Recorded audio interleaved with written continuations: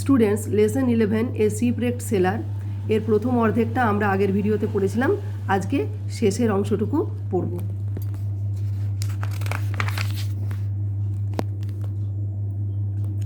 After a long spell of rain, বেশ কিছুদিন ধরে বৃষ্টি হওয়ার পর, I saw some fair weather around 7th November, 7ই নভেম্বর নাগাদ আমি দেখলাম আবহাওয়া বেশ ভালো হয়েছে। I spend the next couple of days making some wood boxes to keep my provisions dry from the rain.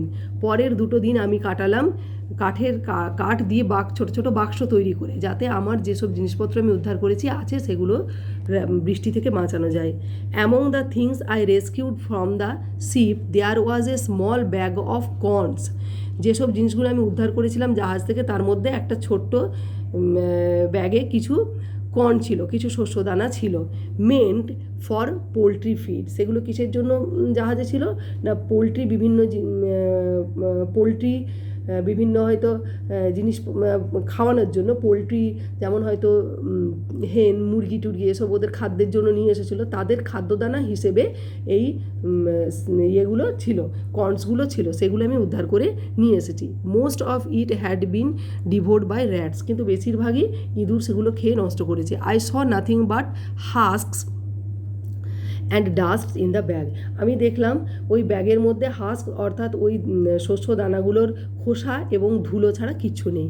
I emptied the contents outside my wall, তার ফলে কী করলাম, আমি ওগুলো না রেখে আমার যে টেন্টের দেওয়াল ছিল সেই দিকে সেখানে গিয়ে ফেলে দিলাম। This was a little time before the great Reigns, প্রচণ্ড বৃষ্টি যখন শুরু হবে, অর্থাৎ বৃষ্টির ওয়েদার আবহাওয়া আসছে যখন, তার ঠিক আগে বলে আমি ফেলে দিয়েছিলাম। A month letter I discovered green stock soothing out of the ground, এক মাস পরে আমি লক্ষ্য করলাম যে ওই শস্য দানাগুলো যেখানে ফেলেছিলাম সেখানে ছোট্ট ছোট্ট গাছ বেরিয়েছে। আই ওয়াজ অ্যাস্ট্রোনিস্ট, আমি ভীষণ অবাক হলাম। To discover it was perfect green barley, আমি বুঝতে পারলাম যে এটা হচ্ছে সবুজ বার্লি গাছ। বাই দ্য জুন অফ 1660, জুনের 1660 খ্রিস্টাব্দের জুন মাসে, I had gained security of food and shelter, এই আমি লাভ করলাম কি না, খাবার এবং আশ্রয়ের সিকিউরিটি, নিরাপত্তা আমি পেয়ে গেলাম, কারণ ওই বার্লি গাছ থেকে বার্লি উৎপাদন করা যাবে, এটা আমি বুঝতে পারলাম। In this same month I developed a high fever, ওই মাসে আমার প্রচণ্ড জ্বর এলো। অ্যান্ড লে উইক অ্যান্ড থার্স্টি, এবং সেই জ্বরের ফলে আমি ভীষণ দুর্বল হয়ে পড়লাম এবং প্রচণ্ড তৃষ্ণার্ত, অর্থাৎ আমাকে তো দেখাশোনা করার কেউ ছিল না, পড়েই ছিলাম এবং প্রচণ্ড দুর্বল এবং তৃষ্ণার্ত হলাম। I recovered around 30th and gradually fail stronger than the day before, যখন 30 তারিখ, মাসের 30 তারিখ, তখন ধীরে ধীরে আমি সুস্থ হয়ে উঠলাম এবং যথেষ্ট দেখলাম যে আমার শরীরে শক্তি সঞ্চারিত হয়েছে, অর্থাৎ আমার দুর্বলতা কিছুটা কেটেছে। On 15th of July, I took a more particular survey of the island. 15ই July নাগাদ আমি কি করতে বেরোলাম না, ওই দ্বীপটা পর্যবেক্ষণে বেরোলাম। অ্যারাউন্ড 2 miles আপ, প্রায় 2 মাইল ওপরের দিকে উঠলাম। আই ফাউন্ড এ ব্রুক, আমি একটা ছোট্ট নদী দেখতে পেলাম। With pleasant meadows by its bank, এবং তার কিনারে বেশ গাছযুক্ত জায়গা রয়েছে। প্লেন, সেটা সমভূমি, স্মুথ এবং বেশ মসৃণ, অ্যান্ড কভার্ড বাই গ্রাস, সবুজ ঘাসে Dhaka. In a woody part I found মেলনস in great abundance, এবং যেখানটা বেশ উডি পার্ট অর্থাৎ গাছপালা রয়েছে সেখানে বেশ মেলন অর্থাৎ তরমুজ জাতীয় জিনিস প্রচুর পরিমাণে ধরে রয়েছে। অ্যান্ড গ্রেপস, এবং প্রচুর আঙ্গুর ফলেছে। The grapes were ripe and rich, এবং ওই যে আঙুরগুলো বেশ পাকা এবং বেশ পুষ্ট আর কি। Further into the land I found great number of cocoa, এবং ওই ল্যান্ডে আরও কিছুটা যে আমি বেশ পরিমাণে কোকোও পেলাম। Orange and lemon trees, cocoa এবং অরেঞ্জ এবং লেমন গাছও দেখতে পেলাম। I carried great parcels of fruit হোমওয়ার্ড, আমি তখন ওখান থেকে প্রচুর ফল সংগ্রহ করলাম এবং বাড়ির দিকে রওনা দিলাম। বাড়ি মানে আমার যেখানে তাঁবু সেইখানে। And the journey took me 3 days, এবং সেটা অল্প দূরত্ব ছিল না, সেই যে যাওয়া আসা এলাম সেটা আমাকে 3 দিন সময় লাগলো। I was tempted to transfer my habitation to this valley of fruits, এই যে ফলের উপত্যকা সেই জায়গায় আমার খুব ইচ্ছে হলো যে ওইখানে আমি আমার বাসস্থানটার পরিবর্তন করে নিয়ে যাই।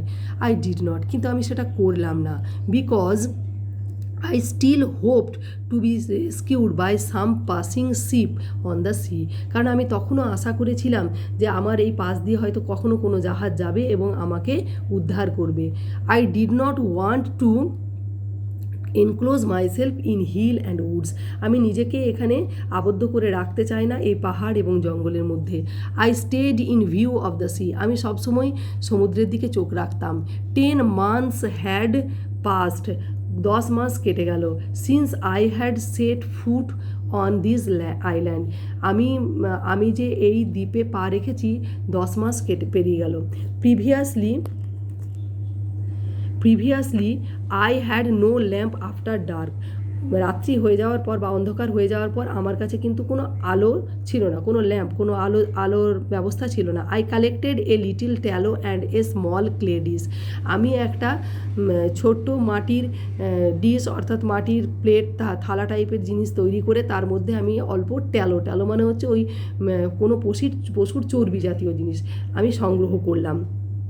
Two this I added a wick, এবং সেই চর্বি জাতীয় অংশটাতে আমি কী করলাম না একটা সলতে দিলাম।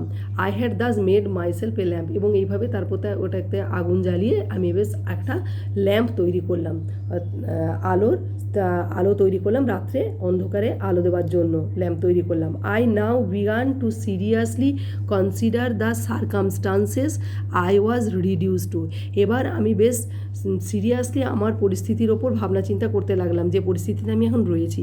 I decided to describe my state of affairs in writing, এবং আমি ঠিক করলাম যে আমি যে পরিস্থিতির মধ্যে পড়েছি সেটা আমি লিখব, তবেই তো হয়তো আমি না থাকলেও জানতে পারবে সবাই। I began to keep A journal of every days employment, আমি কি করলাম না আমি প্রতিদিনের যা করতে লাগলাম, যা কাজগুলো করতে লাগলাম সেটা একটা জার্নালের আকারে আমি সেখানে লিখতে লাগলাম। I could not include all particulars because gradually I ran out ink, আমি সমস্ত ঘটনা পুঙ্খানুপুঙ্খভাবে লিখতে পারলাম না বা লিখলাম না, কারণ কি হবে না আমার কাছে তো সীমিত কালি আছে, যেটা আমি জাহাজ থেকে উদ্ধার করেছি সেটা হয়তো শেষ হয়ে যাবে।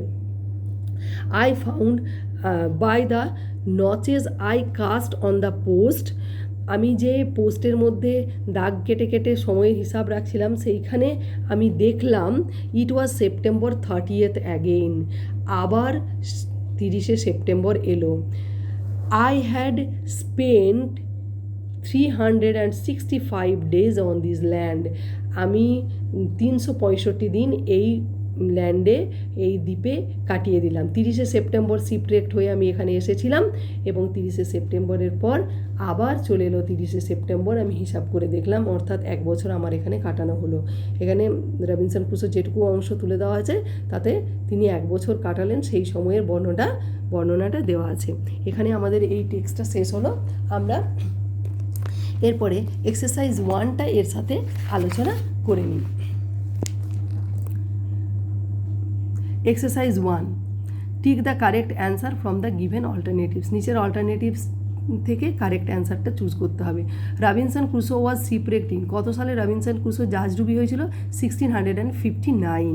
এ, Robinson Crusoe use canvas to make a, Robinson Crusoe ক্যানভাসটা কী কাজে ব্যবহার করেছিলেন না টেন্ট, মেকে টেন্ট তৈরির জন্য। সি এরটা, the distance between the stakes Robinson Crusoe drove into ground was, যে খুঁটিগুলো পুঁতেছিল তার মধ্যে দূরত্ব কত ছিল?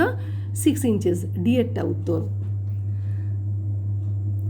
Crusoe saw some fair weather in the month of, Crusoe কোন মাসে আবার ভালো আবহাওয়া দেখতে পেলেন? সেপ্টেম্বরে আসার পরে কোন মাসে দেখতে পেলেন? নভেম্বর। বি এরটা। The journey homeward with the fruit parcels to Crusoe, ফলগুলি সংগ্রহ করে যখন সে ঘরের দিকে অর্থাৎ টেন্টের দিকে রওনা দিল সেটা কতদিন সময় লেগেছিল তার আসতে? 3 days। সি এরটা। আমরা আজকে এতটা পর্যন্তই এই ভিডিওতে পড়লাম, এর পরের দিন আমরা বাকি এক্সারসাইজগুলো আলোচনা করব। Thank you students.